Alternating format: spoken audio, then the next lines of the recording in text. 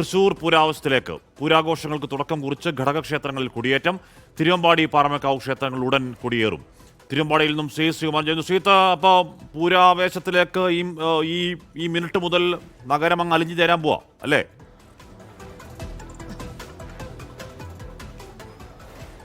ഈ മിനിറ്റ് അല്ല ഹാഷ്മി, നമ്മൾ രാവിലെ 8:15 ലാലൂർ കാർത്യായനി ദേവി ക്ഷേത്രത്തിൽ പൂരത്തിന്റെ കൊടിയേറ്റ് നടന്നിരുന്നു. അതായത് ഘടകക്ഷേത്രങ്ങൾ 8 ഘടകക്ഷേത്രങ്ങളാണുള്ളത്.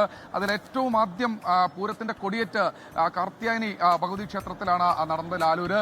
അതിനുശേഷം അവിടെ ശിവേലിയും ആറാട്ടും ഒക്കെ കഴിഞ്ഞ് ആണ് തൊട്ടടുത്ത് പാറമേക്കാവുണ്ട്. അയ്യന്തോളിൽ അത് പൂർത്തീകരിച്ചു കഴിഞ്ഞു. ഇനി തിരുവമ്പാടിയുണ്ട്. തിരുവമ്പാടിയിൽ ആ ചടങ്ങുകളാണ് നമ്മുടെ ദൃശ്യങ്ങളിൽ ക്യാമറമാൻ വിനേഷ് ബാബുരാജ് പ്രേക്ഷകർക്ക് മുൻപിലേക്ക് കാണിച്ചു തരുന്നത്. ഇവിടെ മറ്റു ചടങ്ങുകൾ, കൊടിമരത്തിലെ പൂജയടക്കം ഇപ്പോൾ നടന്നുകൊണ്ടിരിക്കുകയാണ്. ശേഷം കൊടി ഉയർത്തും. അത്ര കണ്ട് ഭക്തിസാന്ദ്രമായ അന്തരീക്ഷത്തിലാണ് തിരുവമ്പാടി ക്ഷേത്രവും പരിസര പ്രദേശങ്ങളും ഒക്കെ ഉള്ളത്. ശേഷം ഇവിടെ നിന്ന് ദേവി പുറത്തേക്ക് ഇറങ്ങുന്നു എന്നാണ് പറയുന്നത്. തിരുവമ്പാടി ചന്ദ്രശേഖരന്റെ മുകളിലേറി ദേവി പുറത്തേക്ക് ഇറങ്ങും.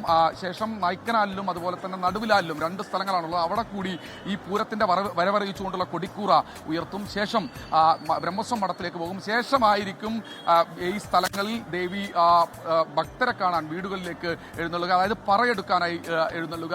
അതിനുശേഷം പല പല മേഖലകളിലൂടെ ഏറ്റവും അവസാനം പൂരം കൊടിയേറുന്ന ക്ഷേത്രമടക്കം നെയ്ത്തലക്കാവിലാണ് ഏറ്റവും അവസാനം പൂരം കൊടിയേറുന്ന ക്ഷേത്രം. അത് രാത്രി 7 മണിക്കാണ്. ഇന്ന് രാത്രി 7 മണിക്കാണ് അതിനുള്ള മുഹൂർത്തം കുറിച്ചിരിക്കുന്നത്. നേരത്തെ ഹാഷ്മി സൂചിപ്പിച്ച പോലെ തന്നെ പൂരാവേശത്തിലേക്ക് കടന്നു കഴിഞ്ഞു. കഴിഞ്ഞ ദിവസം അതിന്റെ പന്തൽ കാൽനാട്ടൽ ചടങ്ങൊക്കെ പാറമേക്കാവും തിരുവമ്പാടിയും നടത്തിയിരുന്നു. സ്വാഭാവികമായി തിരുവമ്പാടിയുടെ 2 പന്തലുകൾ, നൈക്കനാലിലും നടുവിലാലിലും 2 പന്തലുകൾ ഉയരും. അത് വർണ്ണപ്പന്തൽ തന്നെയായിരിക്കും. ഒരു സസ്പെൻസ് അടക്കം മാറ്റിവെച്ചിട്ടുണ്ട് എന്നാണ് പറയുന്നത്. പൂരത്തിന്റെ എക്സിബിഷൻ ഒരു ഭാഗത്ത് നടക്കുന്നു. 24-നാണ് ഹാഷ്മി പൂരം. ഈ കാണുന്ന പ്രേക്ഷകർക്ക് എല്ലാവർക്കും അറിയാം, 24-നാണ് സാമ്പിൾ വെടിക്കെട്ട് നടക്കുക. ആ സാമ്പിൾ വെടിക്കെട്ട് അതൊരു വർണ്ണവിസ്മയം തന്നെയായിരിക്കും. ആകാശത്തൊരു വർണ്ണവിസ്മയം തന്നെയായിരിക്കും. സ്വരാജ് റൗണ്ടിനെ പിടിച്ച് തൃശ്ശൂർ നഗരത്തെ പിടിച്ച് കുലുക്കുന്ന തരത്തിൽ തന്നെയായിരിക്കും ആ ഒരു വെടിക്കെട്ട് നടക്കുന്ന കാര്യത്തിൽ യാതൊരു തർക്കമില്ല. നമ്മൾ രാവിലെ ദേവസ്വം ബോർഡ് പ്രസിഡന്റ് കെ രവീന്ദ്രനുമായി സംസാരിച്ചിരുന്നു. 2024 അപശകുനമായി നിൽക്കുന്നുണ്ടെങ്കിലും 2025 അതെല്ലാം തന്നെ മാറ്റിവെച്ചുകൊണ്ട് മാറ്റോടുകൂടി തൃശ്ശൂർ പൂരം നടത്താൻ കഴിഞ്ഞുവെന്ന ആത്മവിശ്വാസം ചാരിതാർത്ഥത്തിലാണ് അദ്ദേഹം നമ്മോട് സംസാരിച്ചത്. നിയന്ത്രണങ്ങൾ ഉണ്ടെങ്കിലും വെടിക്കെട്ടും അതുപോലെ തന്നെ പൂരത്തിന്റെ ചടങ്ങുകളും കാണാൻ സ്വരാജ് റൗണ്ടിലേക്ക് ഭക്തരെ പ്രവേശിപ്പിക്കും എന്ന് ഒരു സംശയത്തിനും ഇട നൽകാതെ തന്നെ ദേവസ്വം ബോർഡ് പ്രസിഡന്റ് വ്യക്തമാക്കിയിട്ടുണ്ട്. പൂരത്തിന് വേണ്ടിയുള്ള ഒരുക്കങ്ങൾ പോലീസും ഒരു ഭാഗത്ത് നടക്കുന്നുണ്ട്. വിവിധ രാഷ്ട്രീയ കക്ഷി പ്രതിനിധികൾ അവരുടെ ഒരുക്കങ്ങൾ ഇതെല്ലാം കേന്ദ്രീകരിച്ചുകൊണ്ട് അവരും രംഗത്തുണ്ട്. എന്തായാലും പൂരത്തിന് വേണ്ടിയുള്ള ഒരുക്കങ്ങൾ പുരോഗമിക്കുകയാണ്. ഇപ്പോൾ കൊടിമരത്തിന്, തിരുവമ്പാടിയിലെ കൊടിക്കൂറ ഉയരാനുള്ള ആ കൊടിമരത്തിന്റെ പൂജ പുരോഗമിക്കുകയാണ്. അല്പസമയത്തിനകം തന്നെ തിരുവമ്പാടിയിൽ കൊടി ഉയരും. ശേഷം 11:30 പാറമേക്കാവിലും കൊടി ഉയരും. അങ്ങനെ ഘടകക്ഷേത്രങ്ങളിൽ പൂർണ്ണമായി ഒരു പൂരാവേശം നിറച്ചുകൊണ്ട് 2026 പൂരക്കാലം വരികയാണ്. ഇത് കാണുന്ന തൃശ്ശൂരിലെ പ്രേക്ഷകർ അല്ലെങ്കിൽ പുറത്തു നിന്നുള്ള പ്രേക്ഷകരൊക്കെ തന്നെ തൃശ്ശൂർ ഗഡികളെല്ലാവരും തന്നെ തൃശ്ശൂരിലേക്ക് ഇതിനകം തന്നെ എത്തിക്കഴിഞ്ഞു. ഇനിയും പുറത്തുനിന്ന് കുറേ ആളുകൾ വരാനുണ്ട്. അവരെല്ലാവരും ഇന്നോ നാളെയോ അല്ലെങ്കിൽ മറ്റന്നാളോ ഒക്കെയായി തൃശ്ശൂരിലേക്ക് വരികയാണ്. പൂരത്തിന്റെ ആവേശ ലഹരിയിൽ മുങ്ങിക്കഴിഞ്ഞു തൃശ്ശൂർ നഗരം. ഹാഷ്മി, അതിനെ ഒന്നും ഈ ആവേശത്തെ കെടുത്താൻ ഒരു വെയിലിനോ ഒരു മഴയ്ക്കോ ഒന്നും സാധിക്കുന്നില്ല അല്ലേ?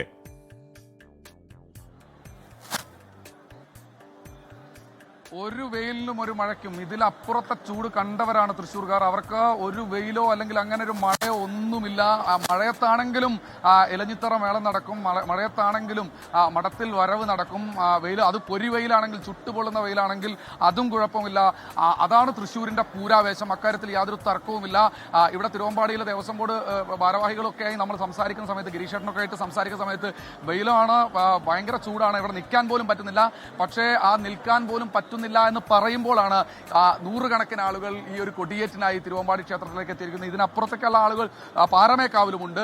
സ്വാഭാവികമാണ്, തൃശ്ശൂരിന്റെ ഈ ഒരു ചൂട് അത് പൂരത്തിന്റെ ചൂടാണ്. ആ ഒരു ചൂട് മനുഷ്യൻ മനസ്സിലേക്ക് ഏറ്റെടുത്ത ചൂടാണ്. അതുകൊണ്ട് ചൂടോ അല്ലെങ്കിൽ വെയിലോ മഴയോ ഒന്നും തന്നെ ഒരു പ്രശ്നമില്ലാതെ ആളുകൾ ഒഴുകിയെത്തുന്ന കാര്യത്തിൽ യാതൊരു തർക്കവുമില്ല. ഹാഷ്മി, തൃശൂർ പൂരത്തിന്റെ കൊടിയേറ്റാണ്. തിരുവമ്പാടിയിൽ നിന്നും ശ്രീമാന വാർത്തയുടെ വിവരങ്ങൾ നൽകുകയാണ്. പൂരാഘോഷങ്ങൾക്ക് തുടക്കം കുറിച്ച് ഘടകക്ഷേത്രങ്ങളിൽ കൊടിയേറ്റം നടക്കുന്നു. തിരുവമ്പാടി പാറമേക്കാവ് ക്ഷേത്രങ്ങളിൽ ഉടൻ കൊടിയേറും. ശ്രീത്ത്, ഈ പറയുന്ന കൊടിയേറ്റത്തിലെ അല്ലെങ്കിൽ കുടമാറ്റത്തിലെ സർപ്രൈസ്, ആനകളുടെ കാര്യത്തിലെ സർപ്രൈസ്, തെച്ചുകോട്ടുകാവ് രാമചന്ദ്രനുണ്ടോ എന്ന് ചോദ്യം.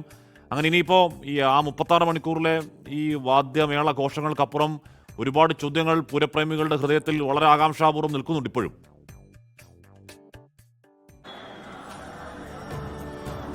തീർച്ചയായും അക്കാര്യത്തിലൊക്കെ സസ്പെൻസ് പോയി കഴിഞ്ഞു. തെച്ചിക്കോട്ടുകാവ് രാമചന്ദ്രൻ, അതുപോലെ ആനപ്രേമികളുടെ രാമൻ, പൂരപ്രേമികളുടെ രാമൻ എന്തായാലും ഉണ്ട്. അക്കാര്യത്തിൽ നിന്ന് യാതൊരു തർക്കവുമില്ല. തിടമ്പേറ്റിക്കൊണ്ട് രാമൻ ഉണ്ടാകും ഇത്തവണയും. അതുപോലെ തന്നെ പല പല സസ്പെൻസ്. എന്താണ് കുടമാറ്റത്തിൽ ഇത്തവണ തിരുവമ്പാടി ഒരുക്കിയിരിക്കുന്നത്? മറുപടിയായി പാറമേക്കാവ് എന്ത് സസ്പെൻസ് ആണ് അപ്പുറത്തൊരുക്കിയിരിക്കുന്നത്? കുടകളിലെ വിസ്മയം, അതുപോലെ തന്നെ അമിട്ടുകൾ, പൊട്ടുന്ന അമിട്ടുകളിൽ പോലും വർണ്ണ വിസ്മയമുണ്ട്. അതിനുവേണ്ടിയുള്ള ഒരുക്കങ്ങളെല്ലാം തന്നെ ഒരു ഭാഗത്ത് പൂർത്തീകരിക്കുകയാണ്. ഇനി നമുക്ക് കുടമാറ്റങ്ങളിൽ അവർ പുറത്ത് എക്സിബിഷന് വേണ്ടി വെക്കുന്ന കുടകളൊന്നുമല്ല പുറത്ത് അവർ എടുക്കാൻ പോകുന്നത് ആ ദിവസം. അത് രണ്ട് മേഖലയിൽ നിന്ന് തെക്കേ ഗോപുര നടയിൽ ഒരു കുടമാറ്റം നടക്കുന്ന സമയത്ത് മറുപടി, ഒരു കുട തൊട്ടപ്പുറത്ത് ഉയർത്തുന്ന സമയത്ത് അതിന് മറുപടിയായി അതിനും മാറ്റോടുകൂടി മറ്റൊരു കുട അപ്പുറത്ത് ഉയർത്തും. ഇതിൽ ആരാണ് വിജയി എന്ന് പറയാൻ പോലും അല്ലെങ്കിൽ അറിയിക്കാൻ പോലും പറ്റാത്ത തരത്തിൽ നമ്മൾ വേണമെങ്കിൽ തീരുമാനിച്ചു കൊള്ളുക, കാണുന്ന പ്രേക്ഷകർ തീരുമാനിച്ചു കൊള്ളുക എന്ന തരത്തിലായിരിക്കും ആ ഒരു കുടമാറ്റം നടക്കുക. അങ്ങനെ സസ്പെൻസുകൾ ഇനിയും ഒളിപ്പിച്ചു വെച്ചിട്ടുണ്ട്. കുടമാറ്റത്തിലായിക്കോട്ടെ, ഘടകപൂരങ്ങളുടെ വരവിലായിക്കോട്ടെ, അതുപോലെ തന്നെ മറ്റ് എല്ലാ മേഖലയിലും തൃശ്ശൂർ പൂരം അതിന്റെ ഒരു സസ്പെൻസ് ഒളിപ്പിച്ചു വെക്കും.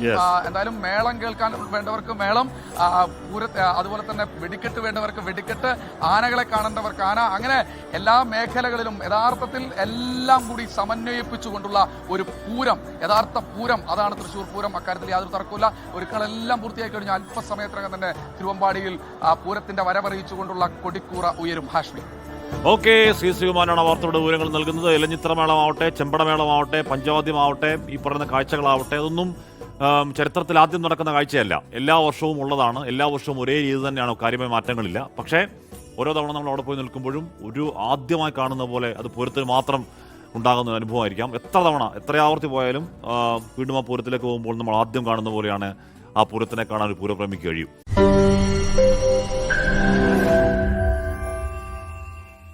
ലോകത്തെവിടെയായാലും ഏത് സമയത്തും 24 വാർത്തകളും ഓഗ്മെന്റഡ് റിയാലിറ്റി പാക്കേജുകളും എക്സ്പ്ലെയിനറുകളും വിശദമായി കാണാൻ ഞങ്ങളുടെ യൂട്യൂബ് ചാനൽ നിങ്ങൾക്ക് സബ്സ്ക്രൈബ് ചെയ്യാം.